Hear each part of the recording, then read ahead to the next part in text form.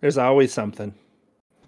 Most of the time, it's nothing. I can't. All right, no sound. That was the next one. Yeah, and then when he dies at the end of the next tape, this What's is a tape-it-o? Oh, there we go. That should fix it for you. Thank you, Fix Justin. it, Felix. I always have problems with OBS, so. Can you hear me now? It's my lower I can hear bowels. you now. Good. Volvius. Hit me hard. Olbs! My Olbs! My old. It's really funny to watch myself from 20 seconds ago. Right? And That was this is funny with my back brain. then. I can't watch. All right, guys, we got a lot to do, so let's do this thing. And hopefully my video's okay. I just have to be done by 9:15. Let's go. All right, let's go. Welcome to the Lovecraft Tapes podcast. This is Case 12, Color of Lightning. Thank you, Brian. I am Jeremy, your keeper of arcane lore, and we play Chaosium's Call of Cthulhu, a role-playing game filled with cosmic horror, existential dread, and the occasional slippery banana peel strategically placed at the edge of a sidewalk next to a half-hidden open manhole. Your cast members are Gabe. He tried to catch me off guard with the yawn, but it didn't work. Matt. New Q&A. Who dis? And Brian. How are you doing? Brian was up early today, folks, so as evidenced in the boudoir. Hey. All right, welcome, players. Tonight we will be answering questions regarding the podcast and our recently completed scenario. Spoiler alert to everybody listening and watching. We will discuss all of the nitty-gritty details of this adventure. So if you haven't listened yet, you may want to go back and start at Case 12, oddly enough, Tape 1, Prologue. Oh, wait. Before listening to the rest of this episode, you have been warned. Jeremy's character dies. Yeah, I'm dead. I wish. I've been dead for 40 years. I do a podcast. You're right. I do. All right, guys. This show is brought to you in part by our generous fans and supporters on patreon.com/Lovecraft Tapes. Thank you, guys. And we're going to thank those people one by one. So thank you very much to our old friend, Zachary Harley, Jordy Rose, Barry Robertson, Brittany Davis, Chris Parker, Elizabeth Grieve, Chiro, Etulia, how you doing? Hope you're getting your drink on just like me. Brownie Davis, out there in the murder shed, as usual. Jefferson Bell, Madeline Turnipseed, Eric Zane, Cal Sherman, Olda Polkert. Yeah, it rolls off the tongue. Mitch L., Lobster Johnson, Huge Pie. I could go for some Huge Pie right about now. Me too. Frank Delventhal, David Winterman, Snow, Wouter Vermeyen, Yasmin Amber, Wild Pants, Daniel Hissey, Eric Phillips, Malambra 57, John Imre, Amanda Power. Amanda Power, who could that be? Daniel Caprone, Dakota Smith, Dom Driver, John May. John's there in the chat, which is awesome. Hey, Zach.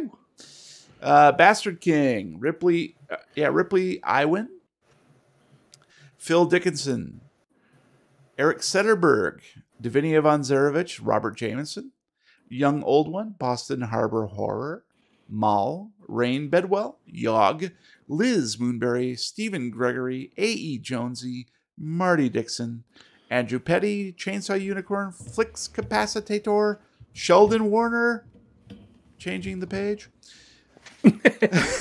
Too many people. Captain Vashton, Ruined Ashes, Shane Stoley, Peter VDB, Gregory Schmucker, Rolling Boxcars, hey Keith, Alex, Christopher Woods, James Brown, ow, and up to Stardust, Bifford, David Stefanoff, Jeffrey Young, John Scarcella, Hoser _21, Alexandra Kroska, Holden Omans, Matthew, hi Matthew, Batran, Dingus Khan, Tien Tai, AJ Ake, some guy named Justin Loak, don't know that guy at all. Weirdo. Phil Campbell, John Konopasek, Kevin G, Mick Cope, Tomas, Kevin C, Robert Lamb, The Frilled Shark, welcome to the club, Philip Shark. Phoenix Black, thank you, Phoenix. Casper Rybeck, Benjamin Webb King, and finally, Serotin Wizard of Isinglass. Thank you, guys. Appreciate all the support, all this time, and gosh, that's a lot of people. And I appreciate the Count Chocula love in chat right now. There needs to be more. No, you're Zach. Please. All right. Please. And delete. You're embarrassing me. Now, dear investigators, we recap Case 12, Color of Lightning. Previously on the Lovecraft tapes. Back in Arkham, Rocky and Roy set up shop at Blaine Manor, which reveals even more secrets beneath. Local realtor Pippa Chatterton joins forces with the Arroyo brothers, even as a strange traveling carnival blows into town, bringing with it new dangers and a disturbing link to the past. The trio plumbs the mysteries of Madame Starbuck's sideshow, garnering unwanted attention as their ranks are soon divided and madness settles upon the sleepy New England town. It all culminates in a fiery confrontation in the Big Top Tent, where evil is thwarted once again, though its presence has left a lasting mark on our investigators of the unknown. All right, guys, let's A some cues. What do you say? Yeah, No, thanks. who's with me? I've been waiting all day. I'm out of here. I'm out I here. only PQs. Come on, let's do it. I thought you PDQs. So, all right, we're gonna start right off the top here. We got a bunch of questions. Again, if you're watching live, feel free to zap us something if you didn't get it to us previously. And Or sit there and just listen. We'll try to keep up. Yeah, we'll try to keep up. We'll see. All right, from Ineptus Astartes. Another random question. Insomnia listening for 14.0. In Hell House Case 5, Tape 7, when they're in the church, Gabe gets a secret message from Jeremy. What was that about? Remember? Do you remember that, Gabe? No. So what I think it was a sort of madness thing. So like Gabe Roy only knew certain things. So I think that was maybe the vampire situation, right? Yeah, the that rings a bell. and all that. And I believe what it was a secret message to him to help guide him on the madness, so that he would be acting weird and these guys would have no clue as to why. So I think that's what that was. Yeah, that sounds right. Right? I mean, I remember that particular encounter, and I think that's all it was so generally secret notes are just directions on madness, or like you got to do this and no one can know. That's generally what they are. Yep. Yeah, essentially it was just it's a plot device, and so we were trying to cue the listeners in, but to be honest, it's tough to do that on a regular basis just because we're doing this live, so everybody knows everything and you can go see it later on. So it's kind of, I don't know. I try to avoid that these days, but back then, it was a little more. Just for honesty, I don't ever watch the YouTube stuff because I don't want to know. I don't want to know. I like to play the game and figure out what's going on. Matt watches everything, writes everything down. He's a secret patron. I'm His definitely name's not Matthew. No, So I hope that answers your question, Ineptus. Yeah. And, we can. I can actually dig into that a little bit more if you'd like. Yeah. But I believe that's what it was. So Brownie asks, if the current storyline ever completes, will a new storyline be started with new characters, a new one with existing characters, or something else? Yes. That's an interesting question. What do you guys think? Probably a little of all of that, to be honest. Yeah, I'd say it really one depends on character how it carry over, or a relative of that character, maybe, or an acquaintance, something like that. You know, It's not like we have any Arroyos to choose from.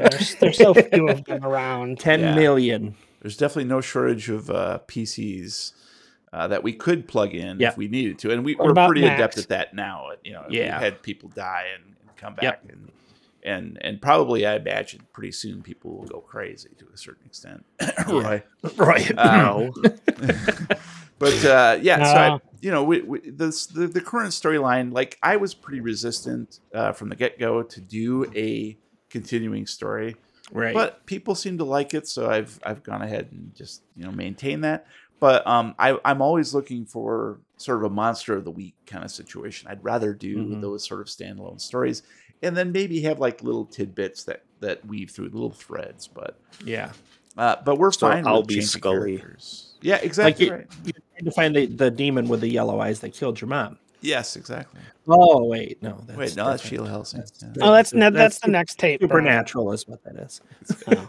But it's been going for 15 years, so we got this. So Brownie, I hope that helps you out there. We're going to move on to Sheldon Warner, who says, you have explored a variety of settings in your stories. What other settings are you interested in exploring in the future? I, for one, would love to see you all spend some time in space. Yes. Or overseas in a foreign country, say the Mediterranean? Mm-hmm. We were on an island for a while. In the Mediterranean. We were on an island. I was going to say we sort of did that, and that whole storyline, sort of backing up to Brownie's point, was my intent was to get you guys all around the world, right? I was thinking like England and Australia, and I was thinking of like those Chaosium, massive campaigns where it takes place all over the world, but and the sort of like the portals and all that stuff was a good way to get into that sort of thing. Yeah, the Nyarlathotep thing. Anyways, so but I think in space probably not. I don't see that happening. You don't want to jump the shark just yet? Roy would just bust among us. Roy would just bust open the sidewall and we all die. Yeah. Get sucked out through a pinhole into space. And because we did all those cases where we were like other places, we were like, it was kind of fun to come back to Arkham so that we could plug in those NPCs and so forth. So, you're exactly right. There is something comforting about Arkham. So, but are we in our Arkham? We think so. We're in the future, according to Rocky. Exactly. I forgot about that. I'm glad you reminded me. All right, moving on. I have a question for Matt. Oh boy. What was Rocky's plan if he had been able to knock out Charlene and get at the stones? Oh.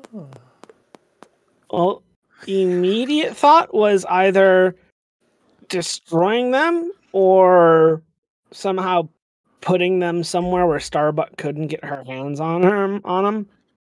Considering he saw the kind of power he had, figured it wouldn't be too hard to, find a dimensional pocket somewhere or a corner of the universe where it would be forever lost to time. After reading the stories and kind of putting together what was going on and what people wanted to do with them, it was one of those situations where training kind of kicks in, and he knows in those situations the best way to deal with it is just to get rid of it. There are some things that are too dangerous to be floating around.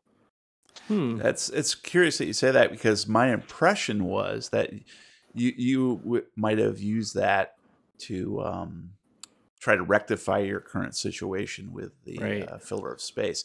So I had the opposite idea. I thought you were gonna be like the bad guy. Grab the stones and be the bad guy. He does seem to be that character that doesn't think of himself. You know what I mean? Like, he's always thinking of, okay, well, this is going to hurt everybody else. We're getting rid of it. Right. Well, so he says, but I wasn't not sure an Arroyo, aka the character bad and the Arroyo. person aren't the same thing. Yeah. We know Matt would take over the planet. Oh God, yeah, that'd be fucking great. Nice. Okay. Thanks, Matt. President Matt to you. Exactly. Atulia asks, only president. We know the PC's phobias and such. Do the players themselves have any unique fears or phobias? Ooh, I do. Go ahead. Not telling you. No. Jeremy, close your ears. Claustrophobic, for sure. Really? I can give you an exact example of why. Dude, we stood in that. I was thinking about this the other day. We stood in the Halloween thing, Yeah. And we got after 30 minutes or 45. Remember that, Matt? Yeah. And Brian was like it was freaking out. We had to get the hell out of there. Yeah. Yeah. We were waiting in line to go into a haunted house. We got in line at about 9:30 at night, and they closed at 11, and we were still in line.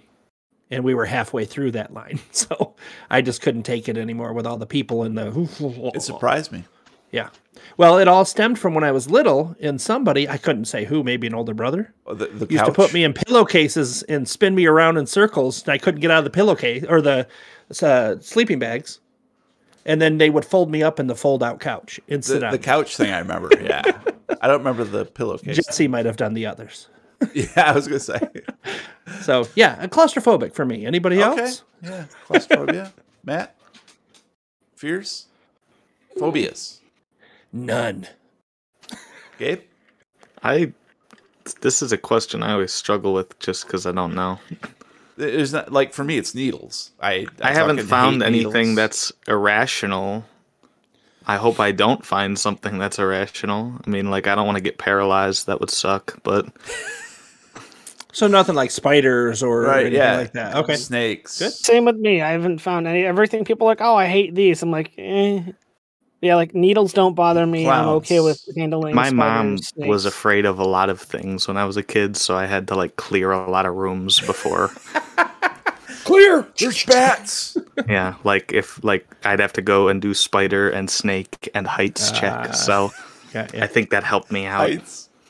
I'm not great on heights either. I mean, I'm not super scared of them, but I'd been up on signs, billboards with my dad back in the day, and like I didn't know it until I got up there, and I'm like, oh shit, this is well, you're 35 feet in the air. Yeah, it was and the whole thing's waving like a flag. Not good. Not good. See, I used to not be great on heights until Brian said, "Hey, go stand on this graded system 50 feet in the air and stare down for an hour." And then I don't care anymore. Now you're cured. 4 stories up. It doesn't bother me anymore. All right. Yep. Cool. Thanks, guys. The Frilled Shark says, I found it immensely funny that Charlene talked big the whole time after she got the stones, and then immediately got dunked on by Starbuck when she was outsmarted by the most basic of defenses. Yeah. Was this always intended to happen? Did Charlene just roll that poorly? Was there anything the investigators could have done ahead of time to enable her to have the full power for that fight? So it sounds mostly for me. Yeah. So basically, no, I mean, Charlene was meant to be an equal to, if maybe slightly inferior to Starbuck, and it was meant to be a clash of the Titans, you know? Yeah. And the investigators really were just there to maybe chime in with a little something, who knows? But none of the investigators were supposed to have confronted Starbuck by themselves or even as a team without Charlene. So we had to have that sort of dynamic going on. Charlene did roll very poorly, and Starbuck did roll very nicely. And then later on, as we saw, the investigators did their part just perfectly fine. So I think it actually worked out really nicely the way that it happened. I didn't expect Charlene to die. Shame. Right. I kind of thought that maybe she would go on and be an NPC that these guys could, form a relationship with or whatever. So that was a surprise to me that the dice just rolled that way. So it didn't bother me. Yeah. Yeah, I'm good. I need a new assistant, but other than that. Yeah. I mean, but yeah, I'm trying to think. I hear there are a lot of people looking for jobs. Technically, what was going to happen, and here's a little behind the scenes action, was that if you'll recall, Tina, the miniaturized cop in Pippa's hands, was purposely moving her eyes at Starbuck because she could have helped if Starbuck was going to try to get at Starbuck's necklace.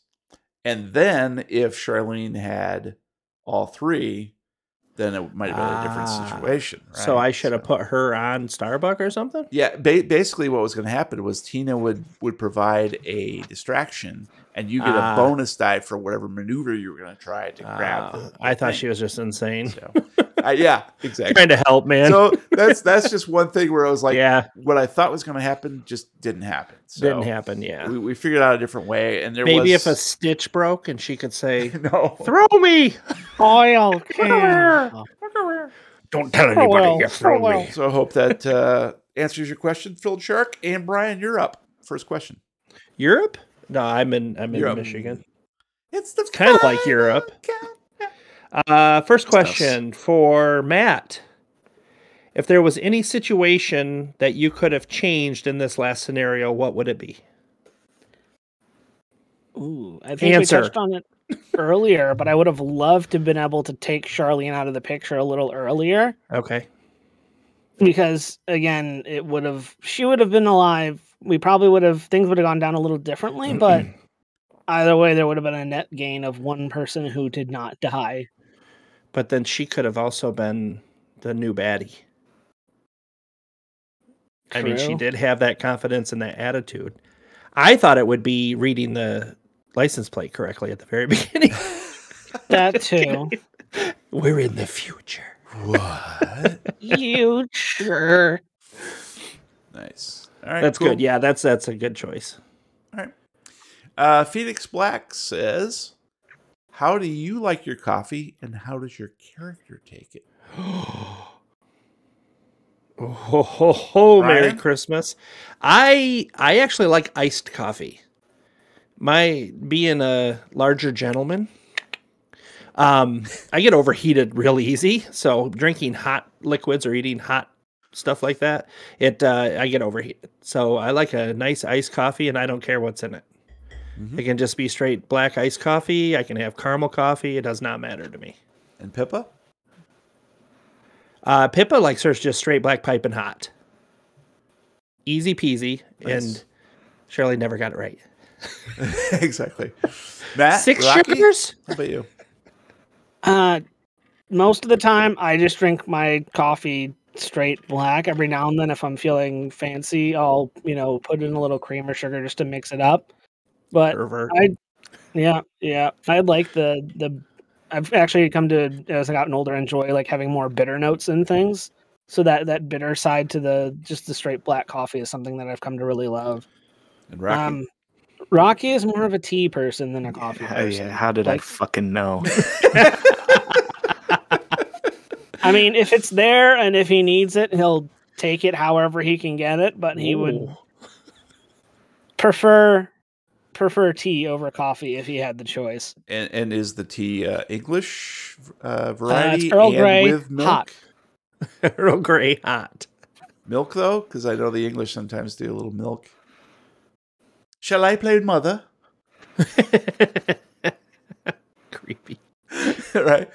And Gabe Roy.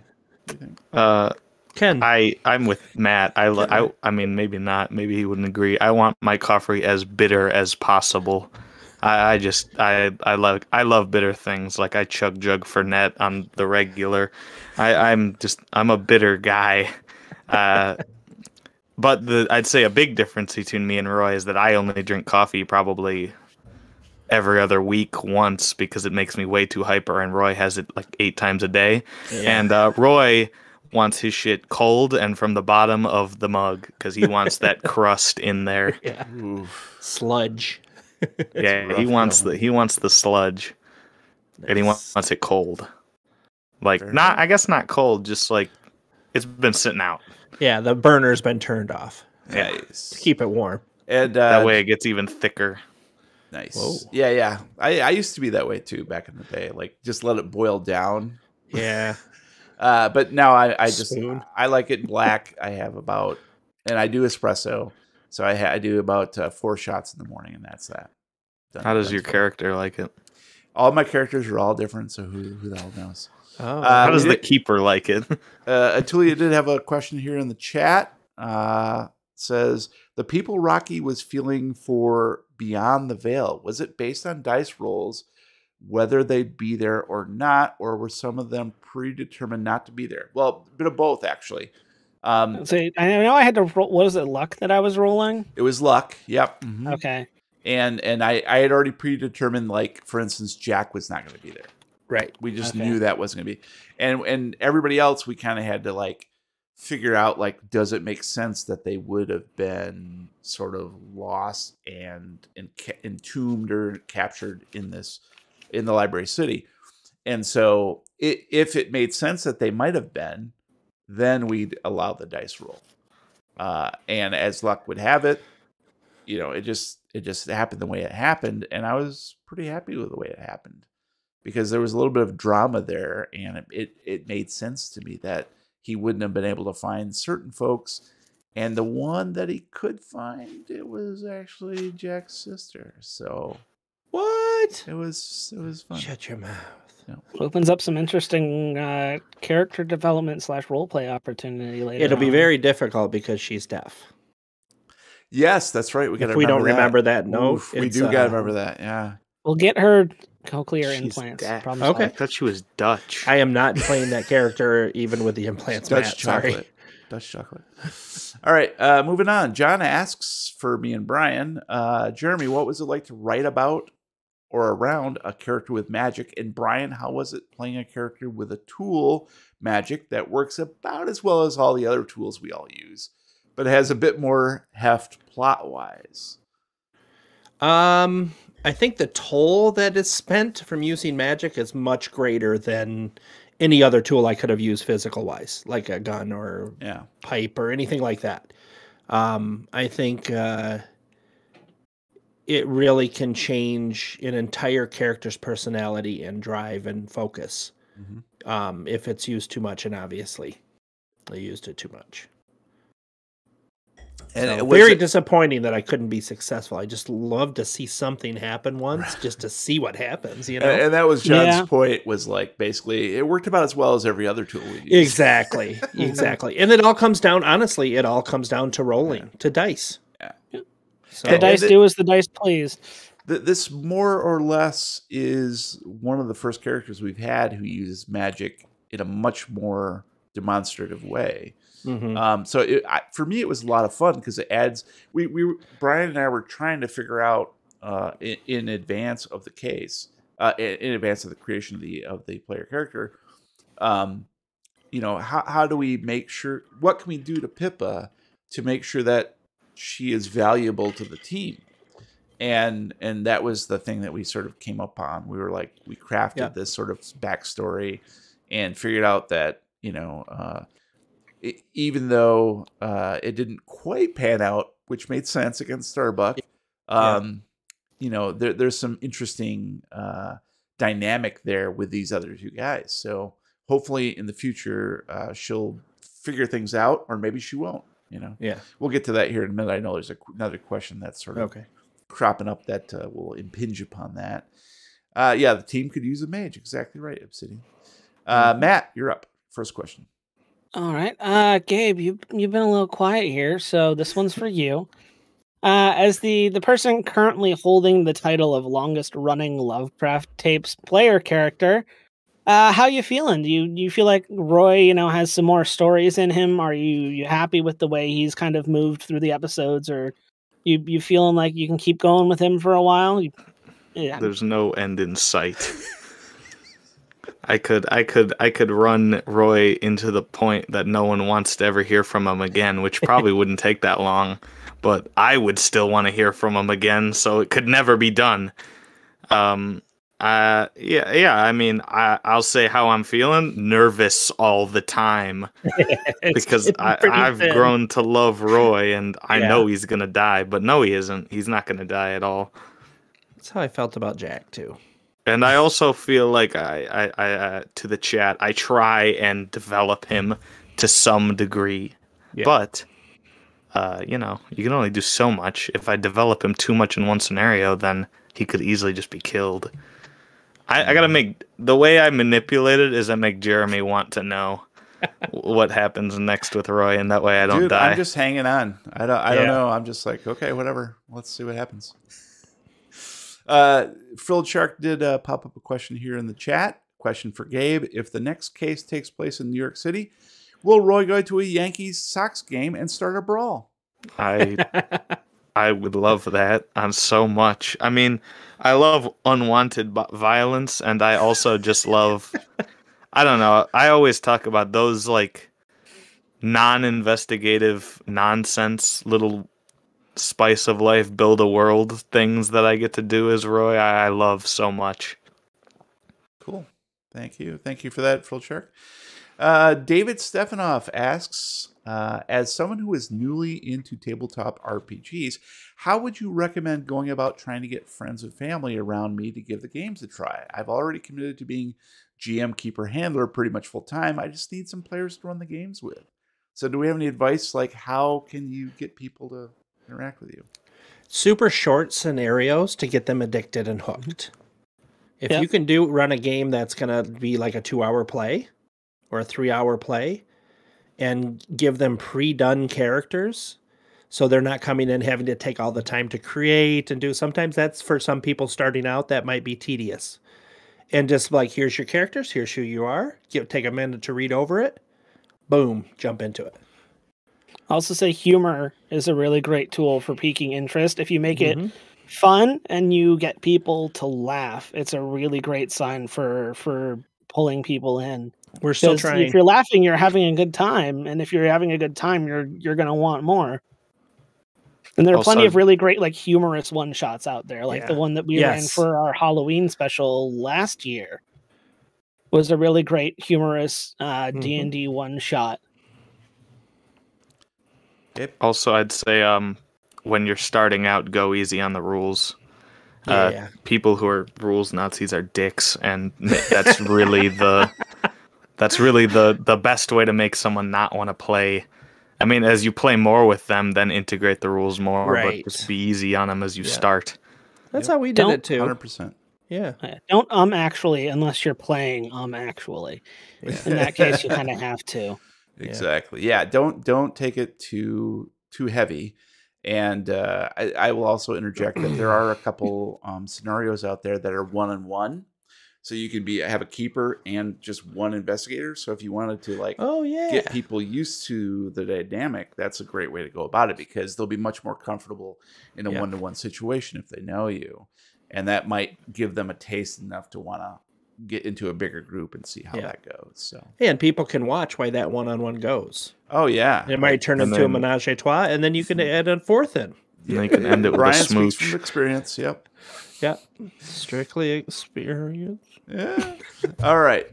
Prophet of Woe says, so do you guys ever plan on doing a chapter based on a specific work of Lovecraft? For example, a scenario where a horror lurks in a dilapidated church, Haunter of the Dark, or one where you travel to Antarctica to check up on a research center that dropped out of contact.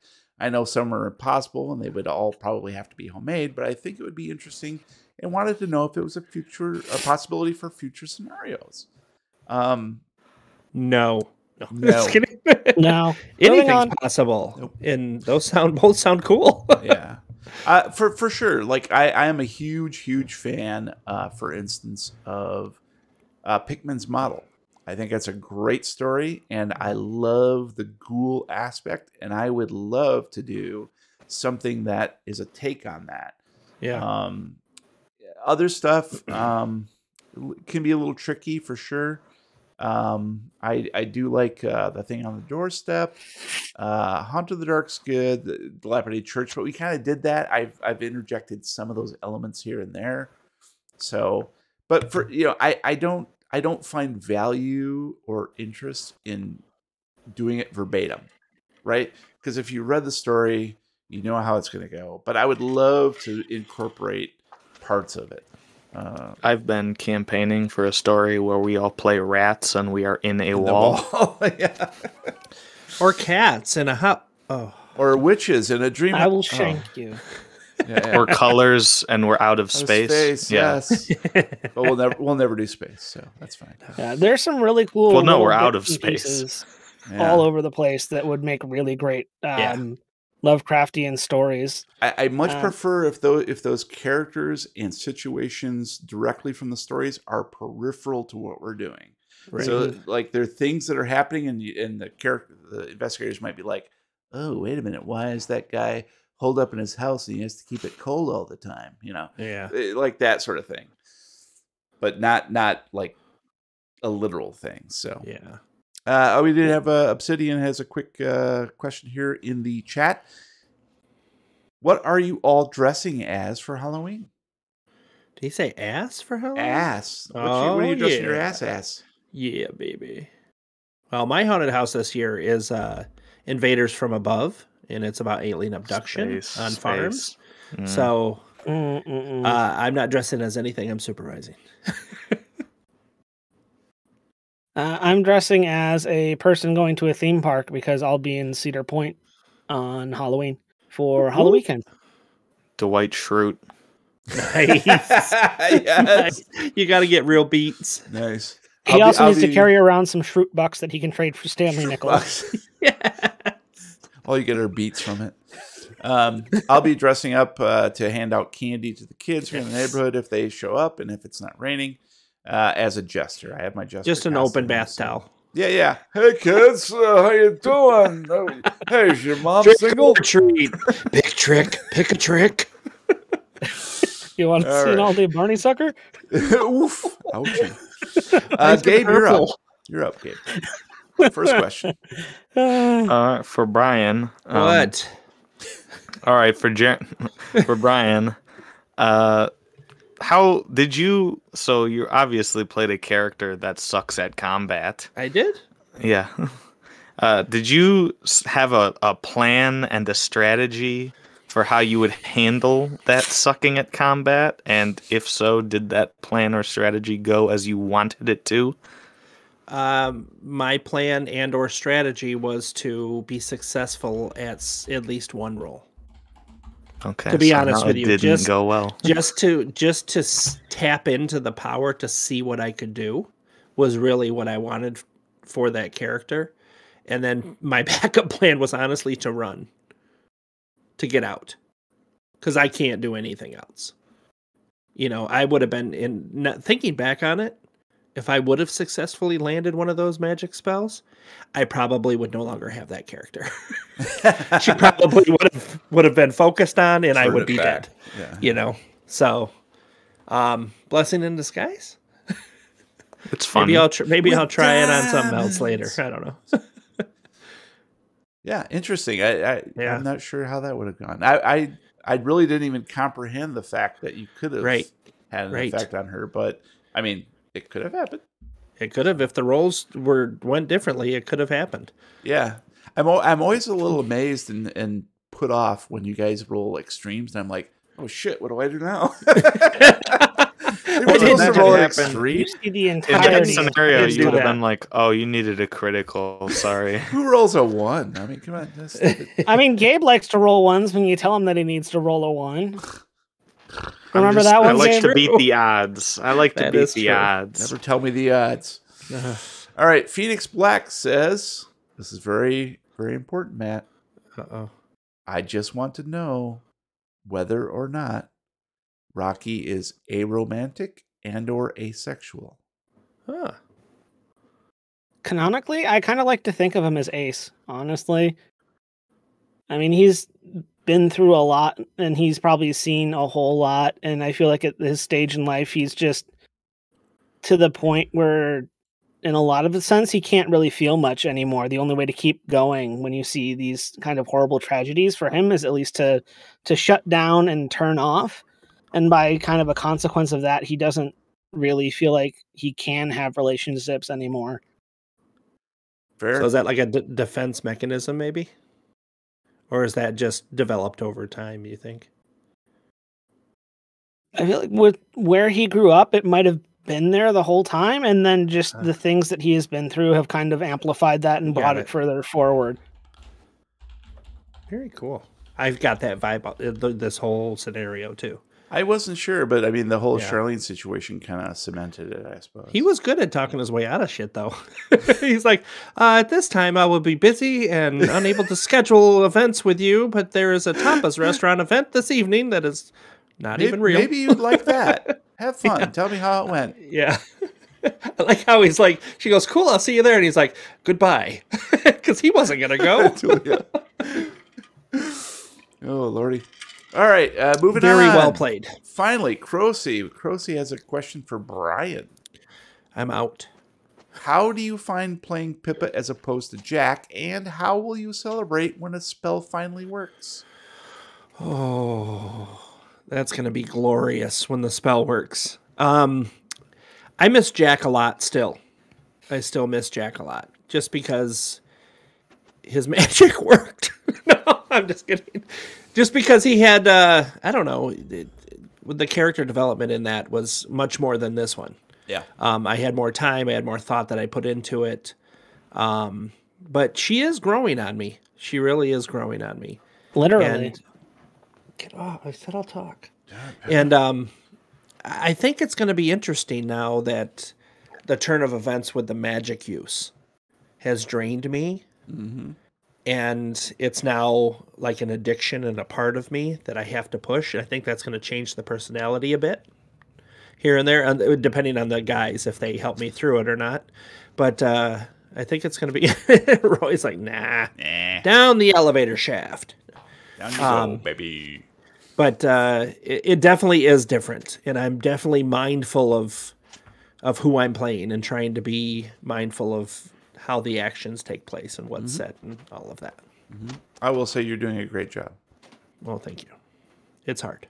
And I'll say you're doing a terrible job. Thank you. It's hard, but enjoyable. It out. Just to balance it out. Yeah. That's in the middle. All right, lovely. I do have a follow-up question. My question is, Brian, did Pippa ever consider actually joining up with Madame Starbuck? And what did you imagine that would look like? No, she did not. Her first priority was to, before learning about the dolls, learning about the kidnappings and all of that, her first priority was to try to get the stone. Mm-hmm. Was she ever simple? Was she ever enticed or intrigued enough by the promise of power to consider even? No, she was still bitter and pissed off about the dream invasion. Okay, nice. Yeah, she was like, she holds a grudge. And after seeing the pain and the horror on the faces of the other officers when was it Tina, right? Tina went missing. Yes. And then seeing her there in the dollhouse and being tortured, it just amplified all of that hate and that anger. Gotcha. That's why I couldn't cast. I was too angry. Maybe that's it. Yeah, you have not yet mastered your emotions. Right. Yep. And too connected to the community to be supremely effective. But I haven't really found out who I am as a person either. You know, my drive. That's true. Yeah, you're a new character. Was to be you're the best realtor, or you're finding your powers anew. You know, you're digging deep into this well and finding out what's important. Yeah, like it. Okay, good. Phil Campbell says, if you had the chance to go back and change or re-record one of the earlier episodes, which one would that be and why? That's a real interesting question from my perspective, and I think it's going to be different from yours. I would find the one where we did not play the female properly. Which one was that? I don't know. I'd have to go back and listen.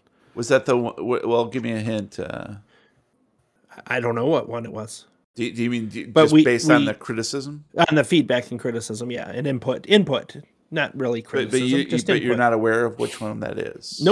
Nope. Just that at some point something was...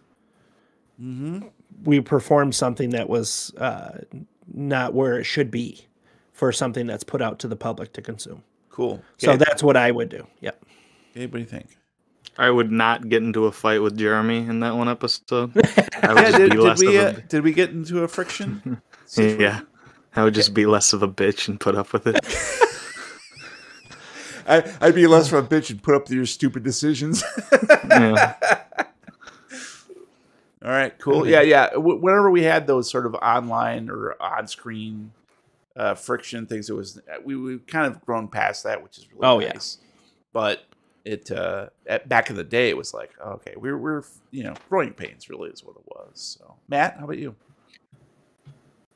It's a very, very close call between two episodes. I know what you're gonna say.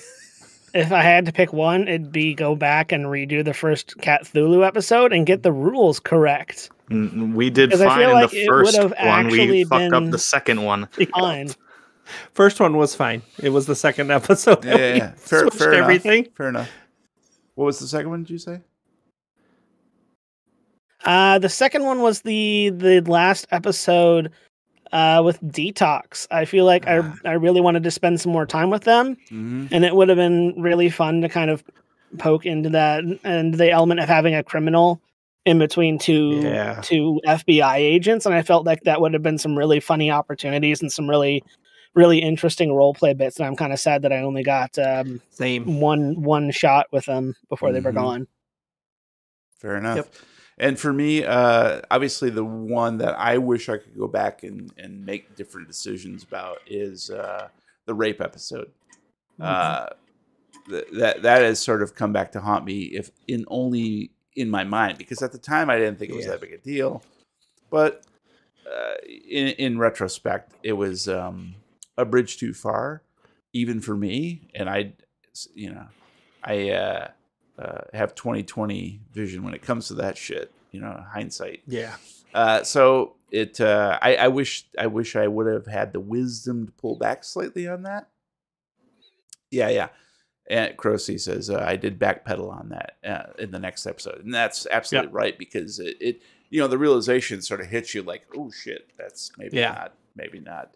And it's a fine line too. Like, you want to entertain, and you have a responsibility to entertain, but also you want to kind of push the boundaries slightly. And this isn't kids stuff we're doing here. This is adult stuff. But this isn't Sesame Street.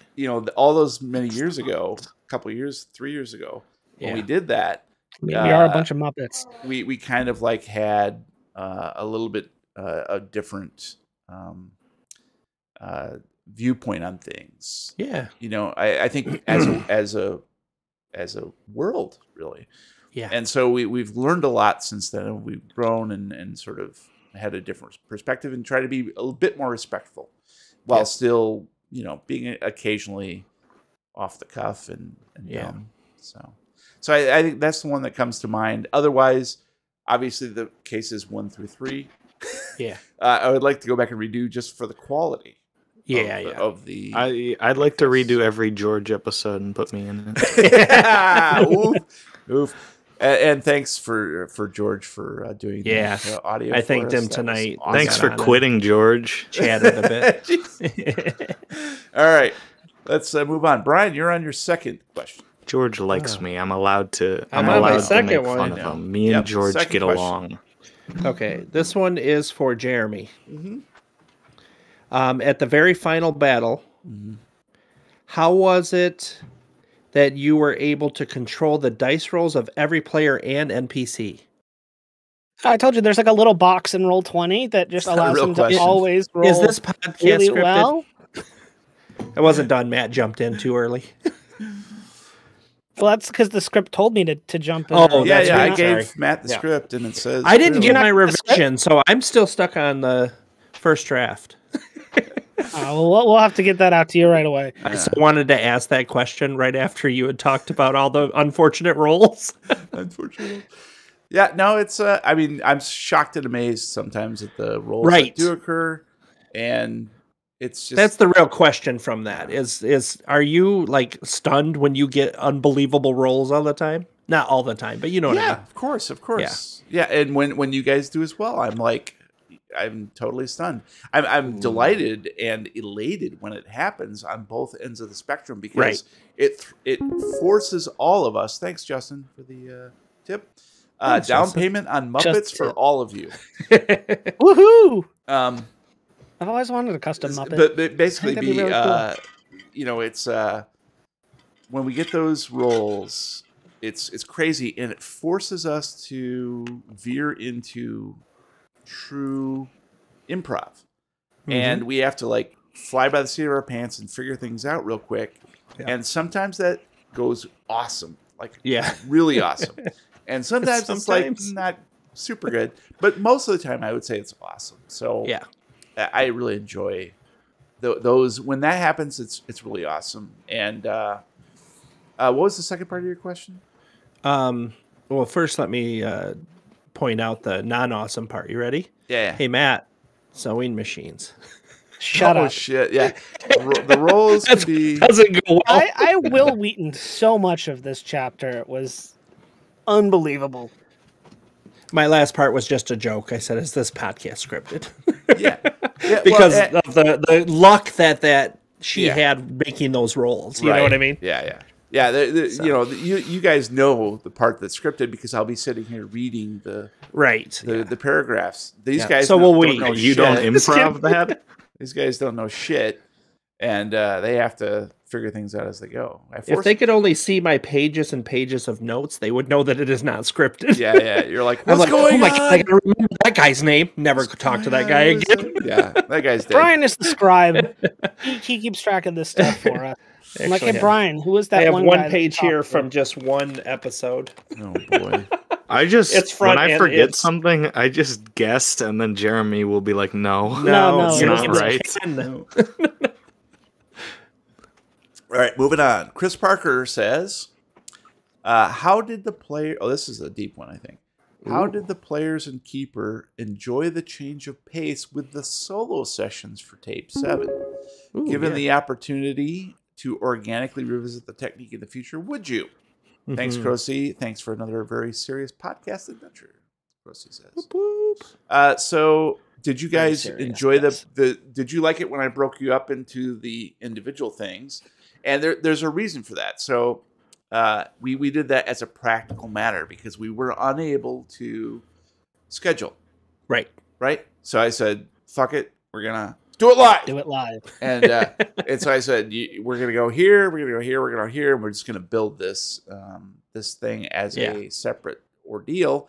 And I came upon the idea of having her visit you guys in the dreams and entice each one of you. Yeah.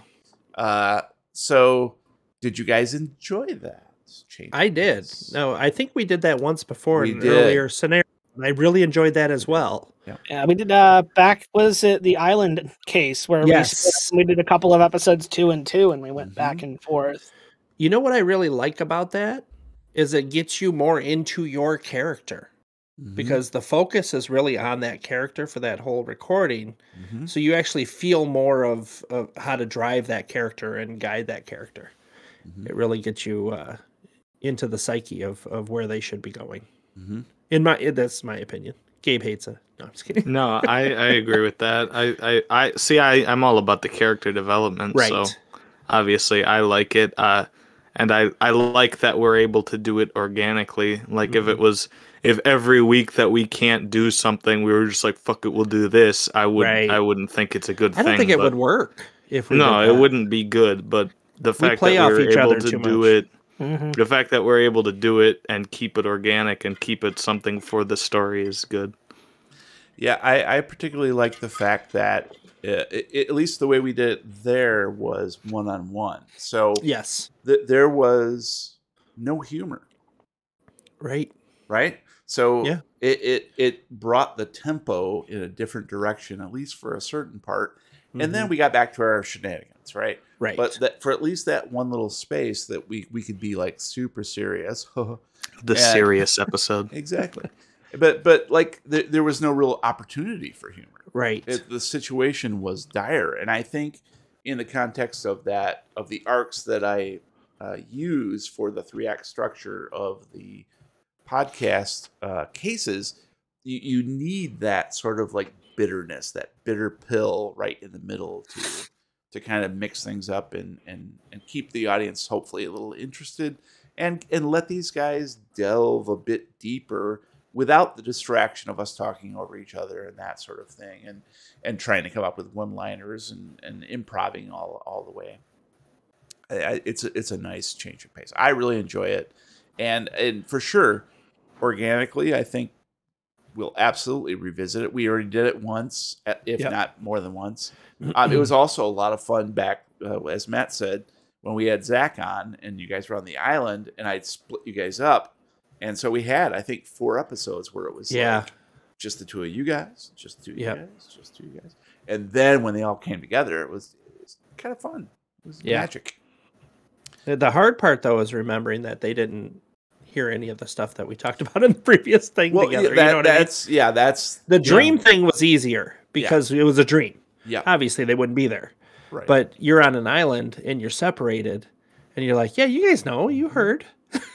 No, you didn't hear. No, you weren't there. No. Yeah. That's tough. I mean, even as I've done it in the past too, where I've been a player in D&D or Call of Cthulhu, and you have to like get into your character's mindset and just forget all the shit that you know and that you might have like let seep in and just move along with it. So. Right. We did have another question in the chat. Crocy wants to know who would win in a fight, Madam Starbuck or Tall Vampire Mommy? Tall Vampire Mommy, no contest. Yeah. They both lost. Who cares? They're both losers. Only Gabe would know that. I haven't got to play the game yet, so I don't know. Yeah. I watched somebody play it. Does that count? Don't let your dreams be memes, Jeremy. I had high hopes for Madam Starbuck. I did not base Madam Starbuck on Vampire Mommy. Right. That sort of was a coincidental type situation. I actually envisioned Starbuck originally to be a man. Right. And I was like, no, that's boring. That's interesting because I always imagined her as like the bearded lady from the carnival. That's always how I pictured her. See, my first image of Starbuck was if you play Overwatch. My first immediate thought was she has the same. No. My first thought of her was almost in the same vein as Moira. If you go and you look at photos of her with that like really sharp, angular kind of facial structure. Mm-hmm. Yeah, shows how we're all different. Right. Yeah. The imagination, right? Like it actually panned out much better because people had to use their imagination to think about what Starbuck might look like when I didn't give them a real concrete picture. But I originally, like I said, I thought Starbuck would be a guy because I based her on Jonathan Dark from Something Wicked This Way Comes. Right? Yeah, Gabe probably picked up on that. And so I that was my original thing, but I had to make it obviously much different than Jonathan Dark. So I caught upon this, and Starbuck, it just sort of fell into place where I thought this would be nice. And then later on, the whole Twisted Sisters thing, and we want to be sisters and join, you know, that whole thing just sort of fell into place. So creepy. Oh, Monica Bellucci. Yeah, that's a good call. And John, we'll get to yours here in a minute, I think, because there was a question about favorite NPCs, favorite bad guys, but we might revisit that here in a second. But Matt, you're up for your second question. Oh boy, do it, Jeremy. Live. Yeah, I know that we are not the greatest investigators. See elevators. So were there any obvious plot threads or hints that just totally sailed over us during that episode? Was there anything you wanted us to pick up and go, yes, look here, and we were just like, oh, what? Gosh, I don't remember anything overt. I guess trying to think if there was anything. Not really. No, I think you guys were relatively on. There were a couple rolls, so you didn't pick up on a couple little clues, but that didn't really matter in the long run because you kind of got to where you were going. I think that's also part of the upside to having a case that expands. Essentially, we played 12 hours, right? Right. Well, we played a lot more than that. We played like 25 hours, 26 hours. Yeah. And we whittled that down to 12, 13-hour sessions. So I think in that breadth of time, you kind of stumble upon everything that's going to be, or I can point you in the right direction, or you make an intelligence roll or whatever, idea roll. Yeah. And we figured, like, I never, ever suspected that Rocky would be wanted for murder. And that whole thing was completely off script. That's cool. It was we kind of had to really do some remove a rib before I could get back to the actual plot. Get to business. So that's cool. Yeah, it was that part was really a little rough. So, but yeah, other than that, you guys did not run or skip anything that was like completely off the cuff. I will say I did intend for Rocky to encounter more clowns. I did intend for Roy to encounter more mimes. Mm-hmm. I think we're just too good. Pippa was perfectly fine. Things just never panned out, and there was too many little side plots going on, and I had to wind As it I said, we're too good. You're just too good. Yeah. It's really sad I never got to chase whatever that was down the side alley of the grocery store when I was out with finding the flyers and stuff. Yeah, that was would have been cool to trace. Yeah, that would have been clown related, but I kind of like just had to shift some of those things, a little bit. Mm-hmm. I think there was more opportunity for you guys to try to infiltrate the sideshow. Mm-hmm. So I do have Rocky has some juggling. Exactly. Well, there was a whole there was going to be a whole subplot of people disappearing from Arkham and then showing up as sideshow attractions. We got a little bit of that with Tommy was his name? Tommy. Yep, yeah. Tommy and Tina. That's the little touch, but I kind of wanted to do, but maybe, Gabe, this would have been too much further down that Something Wicked This Way Comes, because that kind of happens where I probably would have said something. You'd be like, dude, wait a minute. So, I'm one of those book learners. yeah. You with your pages and whatnot. So, all right, moving on. Phoenix Black says, I'd love to hear what the players think of this latest case and their predictions for the future of their PCs. Gabe, start us off. What do you think? I enjoyed the case. I do like being back in Arkham just because I like having the run of the town. I really do. I like just forcing Jeremy to say that I know whatever NPC he's about to throw at me. That's one of my favorite things.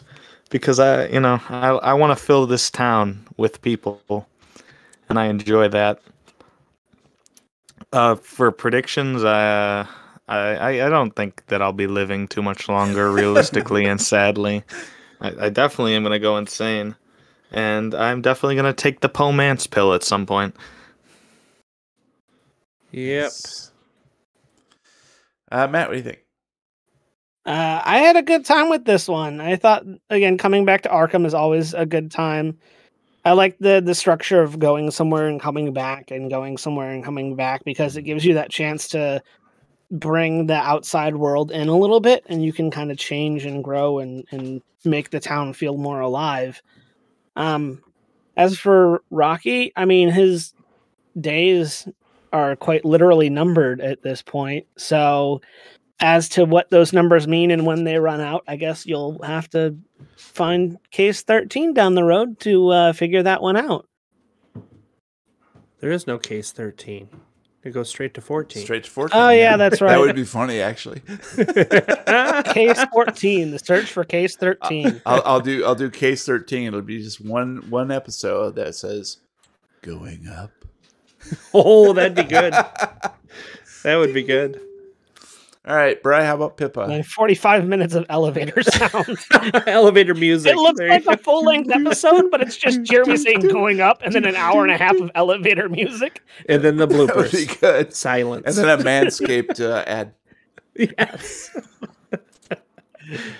I really enjoyed playing Pippa and hopefully doing it right. Or as best as I can, right? Obviously. Did you enjoy the case, though? Oh, the case? No, I hated it. No, I thought it was very fun. I liked there were a lot of real rapid tie-ins as it went. Like, all of a sudden there's a parade, and oh shit, that's Tommy driving that thing, and it's like, what the fuck is going on here? I like the fact that I couldn't figure it out like quickly. That was really good. As far as the future, I think that it's going to be very interesting because I think that Pippa is pretty much a different person at this point. And it's gonna depend on the two of them if I'm able to swing back or if I'm going to swing further in and be maybe a little evil. Ooh, interesting. Guess we'll have to wait and find Spoiler. out. Oh my God. Hey, baby. All right, Gabe, you're on to your second question. Do it. For Matt, when did you decide that Rocky was afraid of clowns? Was that something that you just decided on the spot when you realized that clowns were involved, or was that something you were subtly building to? Or when Jeremy locked you in a room and forced him to talk to him about the case, is that when that happened? It actually came up out of the solo sessions that we were talking about earlier. Since you two didn't listen to those, What? it was basically me going back through one of Rocky's earlier cases, which involved dimensional travel and clowns and a circus that was disappearing people, patrons, and performers. That's kind of funny. Coulrophobia. Yeah. It's a fun little phobia. So Coulrophobia, bro. Yeah, because he basically went through the same thing you guys did with having to make some aspects up, and it's called Watch the Movie It Too Young a Phobia. That's it exactly. The miniseries. I suffered Watch the Movie Children of the Corn Too Early. The miniseries, not the movie. My bad. I've just never sat through every episode of it. 5 or 6 when I had an uncle who was like, "Hey, watch this movie," and it was Children of the Corn, and it scarred me. Yes. He's like, "Watch this," and I was like, "Oh God." You're like, sorry, but I love Kirstie Alley, Mom. It's a kids movie. Children. Yeah. It's kids of the corn. Kids of the corn. How to cook corn on a gab. Yeah, gaps. All right. Rafrus Mech Irk says, is the means of transportation the 3-person bicycle in case 11 Haunted Heart a reference to The Picture in the House, where the main character rides a bicycle to a haunted house? If it is, I feel like I've missed a ton of these hidden references along the way. Either way, great job on the podcast, guys, and may the old ones continue to slowly deplete your sanity. So to answer that, yes, it is. And we then are you smart. go back and re-listen. To answer that, no, it isn't. It is. We're smart. It's 100% not. I just thought it'd be hilarious. I was really going for a Three Stooges vibe. Yes, and I thought, wouldn't it be great if the only means of transportation was a 3-person bike? Yeah, and they had to figure this out, and they'd have skill rolls to go along with it. that was a little more of a serious scenario, anyway. It was a reference.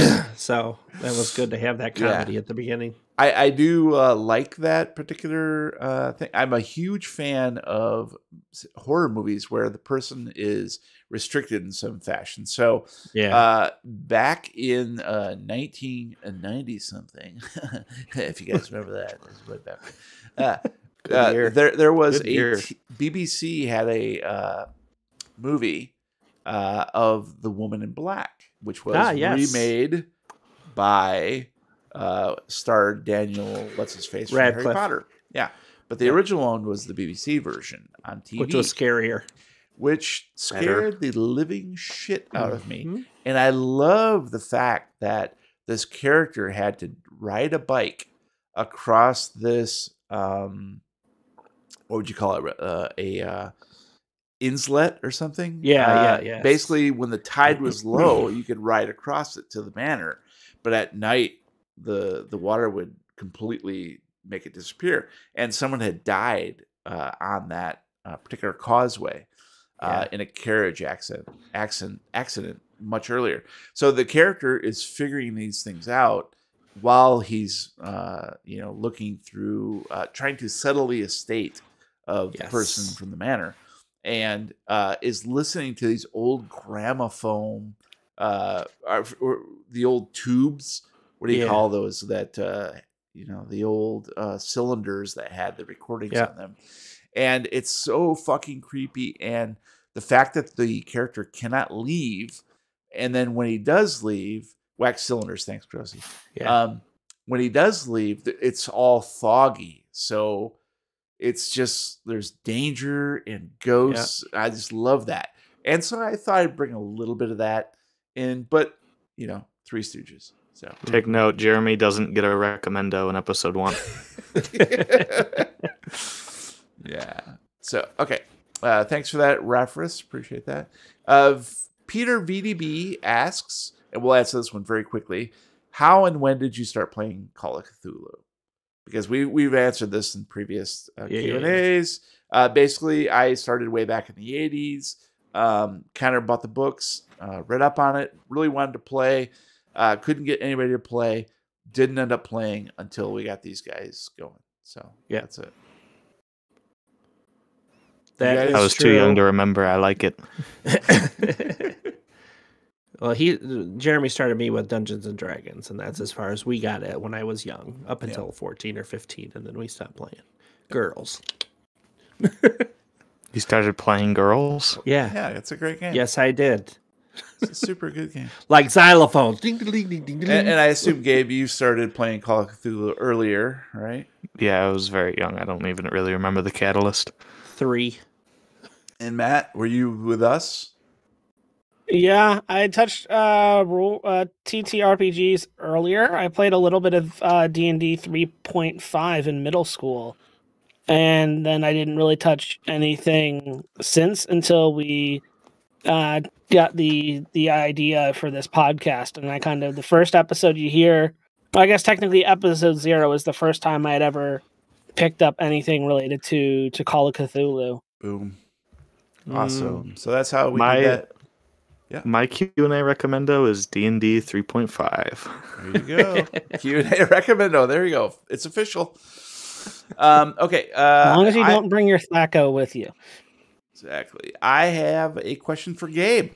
Now that we've introduced some new folks in Case 12, has Roy's top 5 favorite NPCs changed at all? Who are they in order top to bottom? Top 5.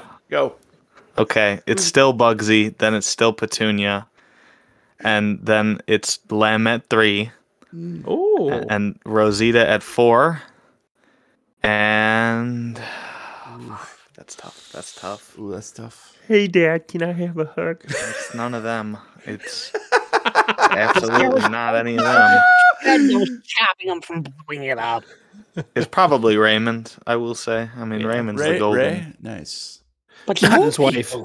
Hey, Dad. More people are waiting. Hey, Dad. Help me with my homework. All right, we're almost done here, guys. Riley Edwards says, the vast amount of Lovecraft-related media I've consumed has been the classics. And I'll admit, I found the starting point of the 50s a little jarring. And the leap to present day, while a clever twist, even more so. Was an early 1900s setting for the podcast ever considered? What led you to settle on the 50s? And was the jump to present day always planned? Thank you for all your truly excellent work. I really do love the show, especially Gabe's uncanny ability to make me genuinely laugh out loud when I'm working. When I should be working. See, when they asked me about if they wanted to go to the 50s. I remember we talked about that. We're like, what era would we like to play in? Yeah. Because at the time, we were not expecting to do any of what we are doing now. Yes. We just wanted to get together, play, and record it for fun. Mm-hmm. We thought maybe if we wanted to go back and listen to it for fun a couple years later, that'd be cool. 1850s. Yeah. So we always thought the 40s and 50s were just cool because that's that time of it's the film noir, like the gangsters and the film noir and the everything was developing in California and then all that area. It was not over. Brian and I really liked the movie with Fred Ward called Cast a Deadly Spell. Yep. Which is Cthulhu in the 50s. Yep. I mean, essentially that's it. It's all private eye, detective. Like that has always made more sense to me than the 1920s, even though that's when Lovecraft lived, and this sort of thing. Brian's dead. But I think the 50s makes more sense because it just has a cool vibe to it, and it's more in line with our sense of humor, I think. And who doesn't want to be a private dick? Yeah, everybody likes to be a dick. Everybody loves dick. But I was a huge proponent at the very onset to be like, let's do it present day, and everybody else was kind of like, no, let's go back and let's not be in present time, because present time is like what we're at, and this is not interesting. And so I was like, cool, okay, let's do the 50s then. So we started in the 50s, and then when things inevitably led in case 3, I think, to the potential for something to change, then we made that change. And I was unsure whether or not people would be on board with it. Right. And we kind of we're going to see what happened. But I was much more enamored with scenarios that were in modern day. And I thought I would be able to tell a better story if it was in modern day, because I don't have a great sense of history.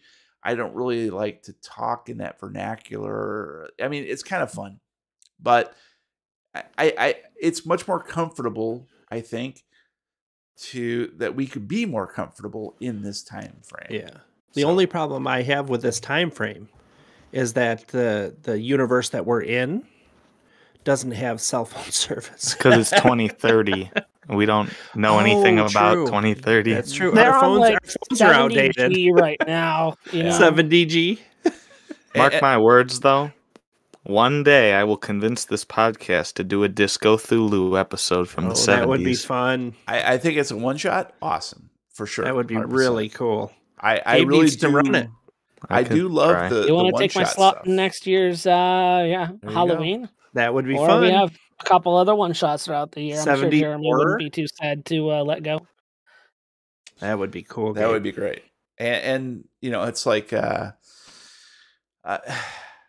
I don't know. Like, I love to do the throwbacks in one shots, but for this thing, I feel like we did the jaunt, we did the time fuck around, the mind fuck, and I'm like, I don't want to do that again. I don't want to be like other podcasts who won't be named, and be like, oh, we're in space now. I don't. I'm calling out Critical Role. You guys suck. We are better. No. I did find that confusing a bit. The space and all that stuff. It's like, in a one shot, it's fine, I think. But and I get why this podcast did it. Yes. But it's fine. It's fine. It's all right. Okay, moving on. I can never pronounce this name. Openaya. What horror subgenre, movie, story, whatever, would the players like to see a scenario inspired by? Ooh. Is there a subgenre, a movie, a story that you guys would like to play in? I would always, and ever since I saw it, I can never pronounce it correctly. Either Jinyu, is that how you pronounce it? The Grudge. Yeah, but it's Grudge. The Japanese version. Yeah. I would love to maybe Ju-on, thank you. Do an investigation in Japan or something with Japanese ghosts or spirits or entities. I think that would be really cool. Nice. So you like that mythology? Yes. Okay. Yep. Awesome. And honestly, it could be any of the mythology that's out there. Native American. It could be Hawaiian. Any of that I think is really, really cool. Yeah. Yep. Spam. Yep. Spam. No. Hawaiian just spam. Just plain spam. Spam and eggs. Eggs and eggs and eggs and spam. Right, Matt? Yep. Lots of spam. Gabe, what do you think? I don't honestly generally care for zombie movies as a whole. I think they're overdone, but the one type that I do absolutely love is like Zombie 2 styles of like Caribbean zombies with like voodoo stuff and things like that. I love that. And that would be fun. Roy, look, okay, I think that Roy's goal in life is to, because this is my goal in life and Roy is me, I think that his goal in life is to be like Ernest Hemingway and go to the Caribbeans and then die. And I think that sweaty would be a good way to have him do some Caribbean zombies. Caribbean zombies. Oh, I love that. That would be cool. That's good. We got Dan Close in the swamp. We got Dan. Yeah. Matt, what do you think? Mushroom people. I think it'd be fun to go a little more sci-fi almost. No space. One of the things, no space, but just a little more sci-fi. Yeah. One of my favorite little bits of horror out there comes from the Fallout series. If you ever take the time to dig into the stories behind all the vaults and all the things that Vault Tech did to these innocent and sometimes not so innocent people, it makes this really great story of what happens when science runs unchecked, which I feel like is something that could fit really well into a Cthulhu universe. Gary. For sure. Exactly. Yeah, we know that From Beyond, for instance, is all science fiction. Dr. Pretorius creates the resonator and brings these that whole thing. So that for sure would be a great subgenre to move. So the Reanimator, an entire vault full of clones that are named Gary. All right, there's one of the newer games where it was a vault where the residents were explicitly told that every year they had to sacrifice somebody or they would all be killed. And you see them through the logs and the people, you see this cycle of, they decide, whoever is overseer is the one who gets sacrificed. Right. Oh, so now we're voting to see who becomes overseer. So it becomes this game of vote for this person. Don't vote for me. I have a family. Right. And then spoilers, if you haven't played a whole lot of Fallout, but you get to the end and as the player character, you survive and it doesn't initiate the destruction of the vault. They say, congratulations. You said no. That's all you had to do. Don't worry about anything. Here's everything you need. Yeah. It's Human fun. nature is really what it comes down to, is what are people willing to do when they're convinced of something. I like Vault Tech. They run a lot of interesting things. Yeah, they're good peeps. They're the heroes of the Fallout universe. Vault Tech. All right, Brian, your last question. It is for Gabriel. What's up? What was your first thought when Roy fell unconscious and had 0 hit points left? And all that would keep him alive were the rolls. Anytime that Roy ever takes any damage, I just assume that this is it. This one seemed a little more dire to me. Yeah, just the way you played and the tone in your voice, you were like... Well, I was freaking out on the inside, pretty much. I don't know. I'm very attached to Roy, and I just assume that the world is out to get him. So anytime that things go bad... Because I have a list, I will say. I'm not going to say what's on that list. There's a list of things I want to do before Roy dies. Okay. And if he dies, then I don't get to do that list. Right. I have done things on it, and there are more things, and I would be very upset if there's not too many things left. But if I don't get to do them, I would be very upset. They call that a bucket list. No, it's called a Roy dies, do these before it list, I think is the term. That's a mouthful. No. So is Roy. Oh, you're a mouthful. Yeah, he is a mouthful. Shit. All right. Phoenix Black asks. They asked you a question? This wine is going straight to my head. Phoenix Black asks if the players were stuck in an end-of-the-world scenario or facing off against old gods, which PC, past or present, would they team up with? Stephen Crumpet. Honestly, yes, 100%. Because he literally pops out of nowhere at the end of that and is like, here's a rocket launcher, here's a giant machine gun, here's everything you need to win. Love Stephen Crumpet. That was phenomenal. That was to have somebody there who's like, here's the answer to all your problems, here you go, you need this, you need this is what you do. So you guys but not just that, but the nonchalant feel Yeah, I was gonna say. Yeah, Bugsy. Roy would pick Bugsy for sure. But I love Stephen Crumpet. Yeah, I do. That's great. I don't know if Roy loves him. I'd have to revisit that, but yeah, I think you guys got along okay. We got along fine, but we you know.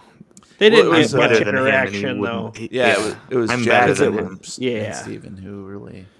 Because it was Roy and Rocky, right? Roy and Rocky. Was it Rocky or Dan? Roy and Rocky. It was Dan. Right? It was Dan. Yeah, Roy and Dan on the boat is what. Yeah, when I left him for dead. Of it. Yeah. So. Mm-hmm. Wow, that was a long time ago. I know. I'm like struggling to remember all this shit. That was so much fun, though. I really do like, and I hope he comes back. I'd love to see him again. We interacted enough that I would have gotten into a fight with him if I hated him, but I don't think we were friends per se. Not really. No, I'm not sure. Like even what interaction you guys had. All right, Annalise Umbertide Belladonna says, "How many licks does it take to get to the center of a Tootsie Pop? And with West technology, can this be sped up?" Well, of course it can. Me as a person, it takes one. He's really talented. I just go, oh. 2. I'm less talented. Give me a cherry stem. No, Matt, what do you think? I'm with Mr. Owl. I think it takes 3. Yeah, I'm with you. I think it's got to be 3. Savors it longer. A 3. What? A 2? He's like 48. Yeah. And West technology can always be utilized to speed this shit up. Oh, yeah. Serious answer. There are colleges that have done actual like scientific studies on this question, where they like recreated. They made a licking machine that like recreated the texture of the tongue, and then they recreated the pH of your saliva, and literally just sat it there and counted the number of times. For science. I'm just going to take this home tonight. Yeah. For science. I'm like, dude, a 1, a 2. Ah! Sorry. TMI. Yeah. So I think West technology would like just melt it or something. Oh, yeah. Right? Yeah. Super spit. Super spit. Yeah. Yes. All right, Matt, your third question. Third and final question. My third question is for you, Brian. Oh, well, too bad. So with the introduction of Pippa, was there any bits or pieces of her character that we didn't get to explore that you're excited to potentially reveal in future episodes? Ooh, that's a good question. She pretty much wore her personality on her sleeve. Everything you got to see was who she is. But now you might find out some things that she's become. So yes, you will find out more. Why do you say that? Because I am damaged. Why do you say that? Because she's damaged. How do you know that? How do I know? Yeah. Because I kept casting magic beyond my magic skill into my health and melted my flesh. That's true. That part's so yeah, I'm a bit damaged. It's going to be fun to play. Yeah. Clearly, the only option at this point is to get damage tattooed across your forehead. No, that's already that on way everybody knows that you're damaged. I've got that across my belly in a semicircle. Right. You got a tramp stamp on the back. With a down on the front, though. It's weird. Oh, it's weird. But that's okay, because I can snap bend over backwards.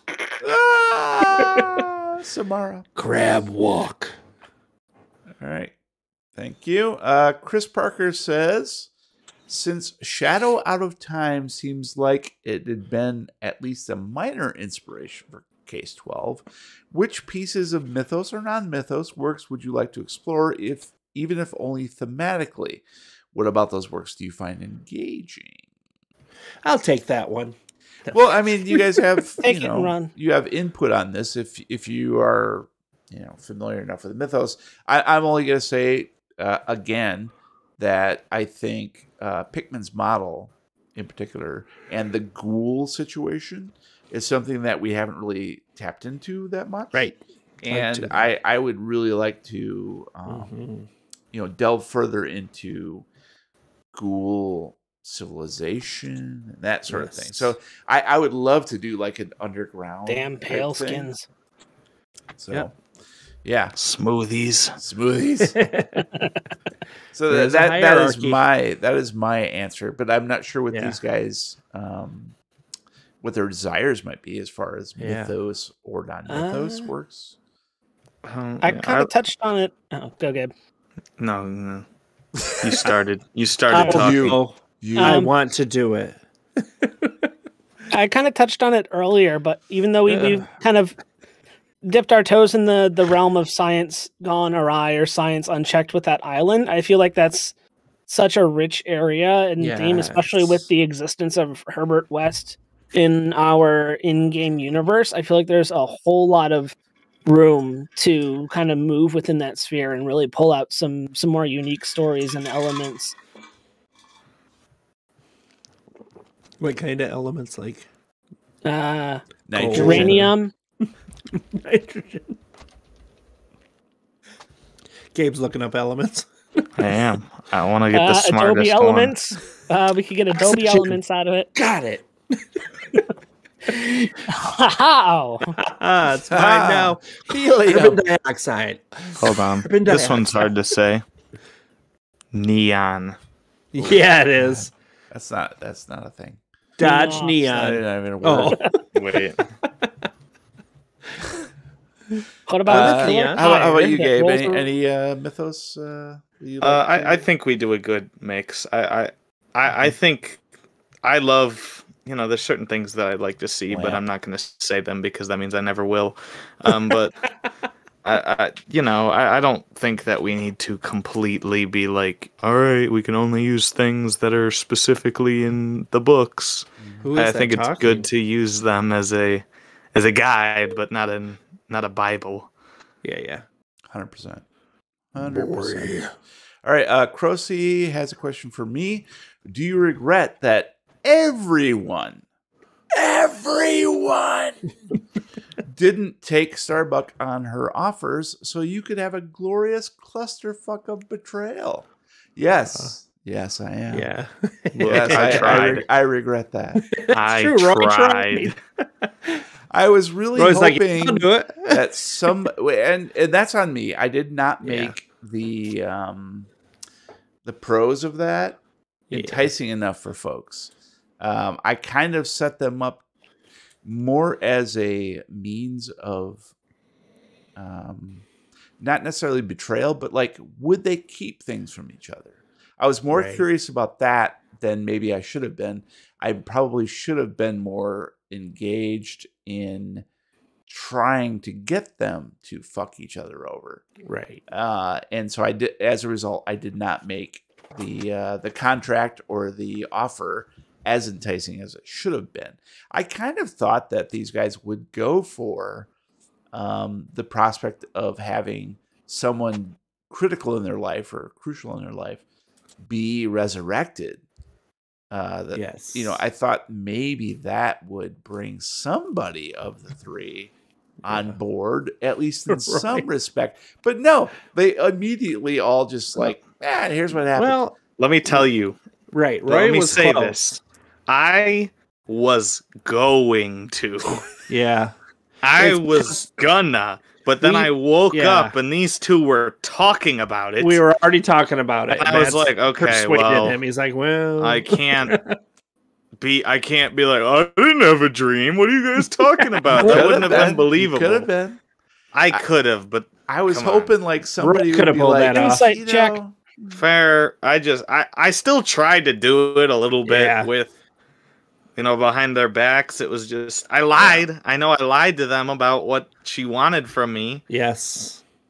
I tried to play both sides, and it didn't work. Yeah. Yep. No, I really, If I had made it a bit more enticing, then maybe we could have. I don't think you could have made it more enticing for me. Maybe not. Maybe not. I don't think Pippa would have ever done it because she was more pissed at the invasion of the dream than anything else. But the other two, you might have been able to give them that tempted. Maybe I can bring back that person for Rocky. Right. The one that he wants to have that closure with. Mm-hmm. You know what I mean? Yeah. So, but to answer Crocy's actual question, yes, I do regret that. because it would have been fun to me Yeah. if somebody had, or if all of them had, like attempted to do, but maybe I made it too complicated or whatever. So it was an interesting diversion and a way to,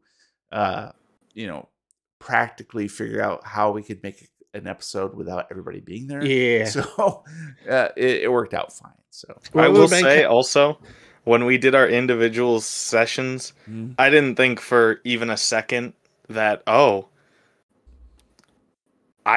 thought I was the only one who was getting this offer. Genuinely. I genuinely thought that. So when they started talking about it, I kind of freaked out.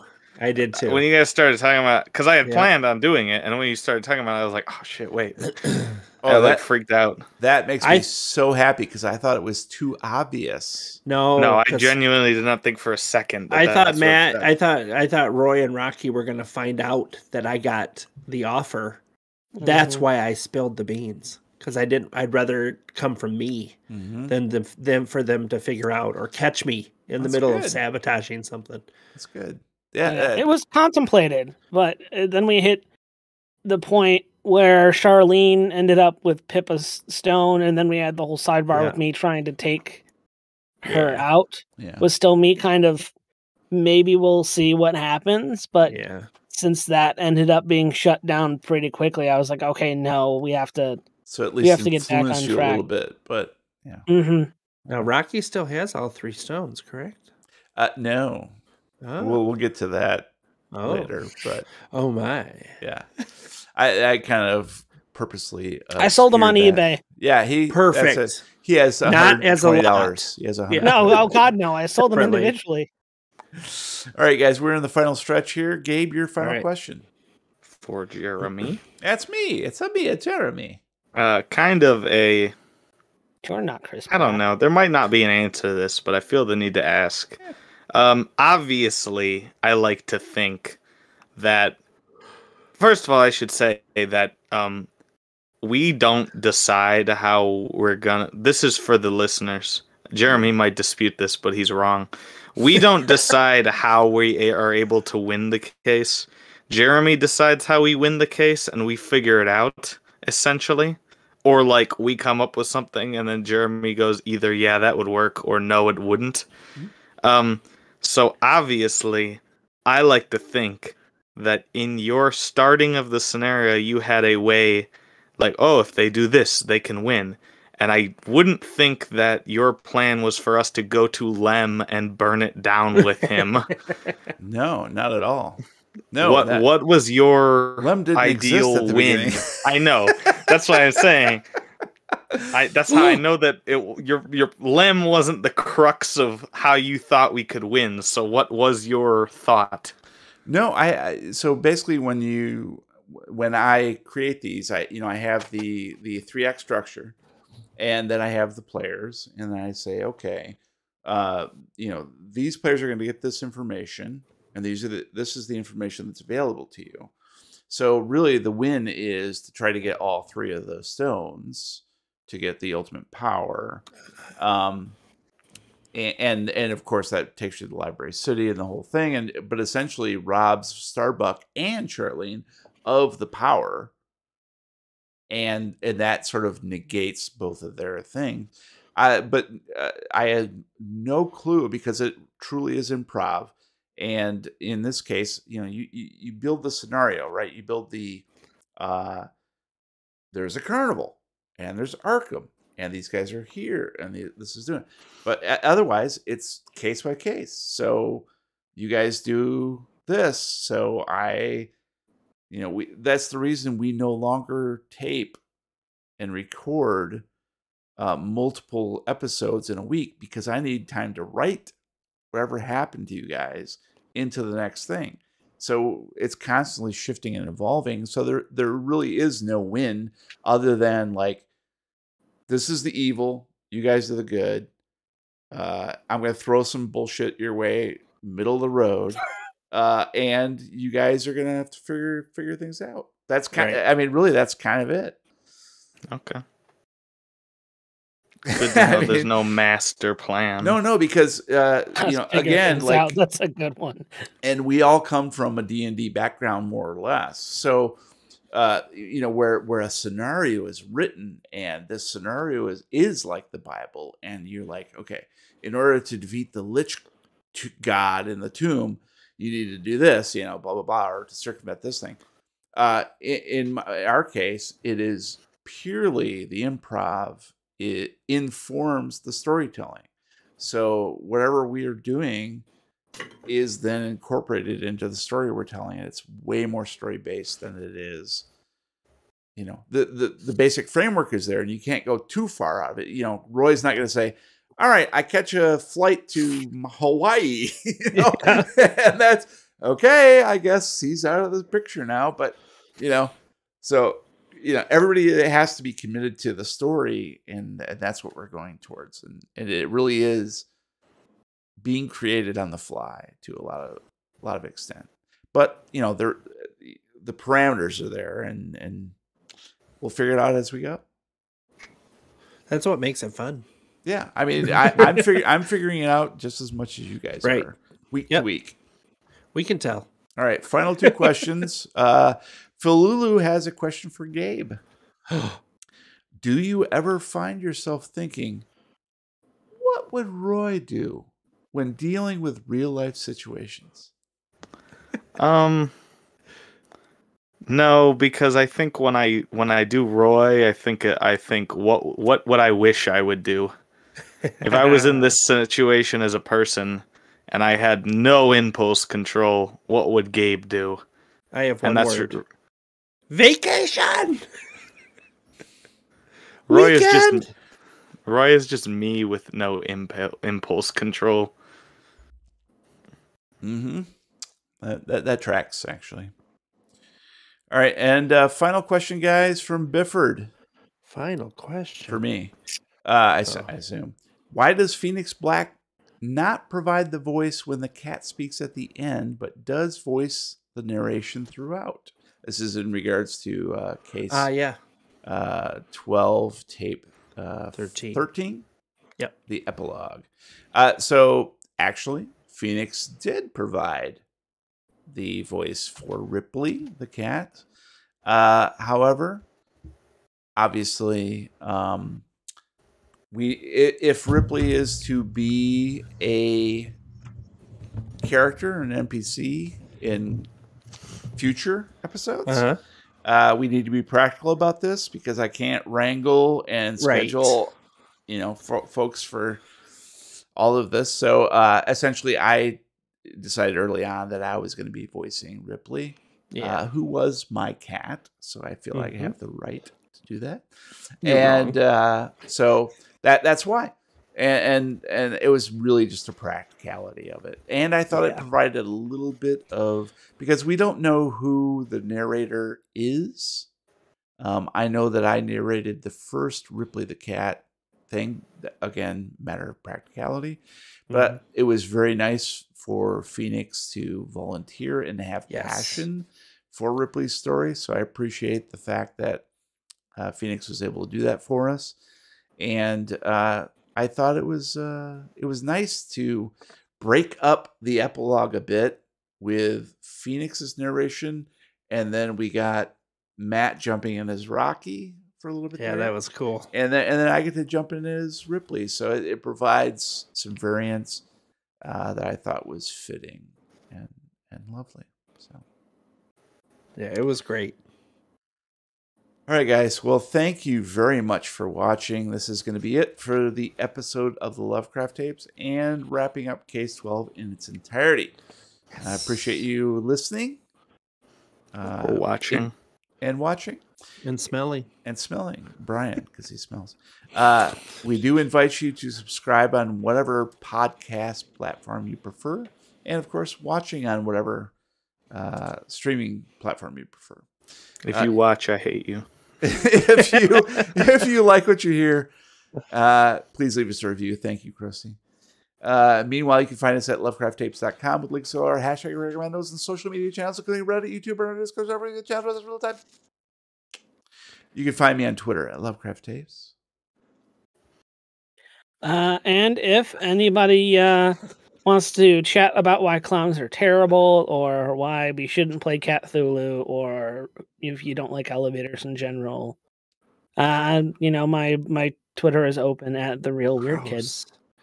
And if anyone wants to chat with me about how, even though the odds were stacked against me, I still won Cthulhu, you can find me at Lovecraft Gabe. And if anybody would like to see more of that chest hair Matt's got going on, reach out to me. I'll make it happen. Oh, it's happening! Yeah, Brian Podcasts. That costs extra. Extra? Sextra. Until next time, roll for Thunder Down Under. Hello. Extra. All right, guys. Thank you for watching, everybody. Appreciate it. Thank you. I don't hate you if you watch. I was joking. Thank you, Crossy and Justin, for the tips. Appreciate that. Thank you. We'll put it to good use with lots of beers. Bears. All right, guys. Thank you. Bears. Peace.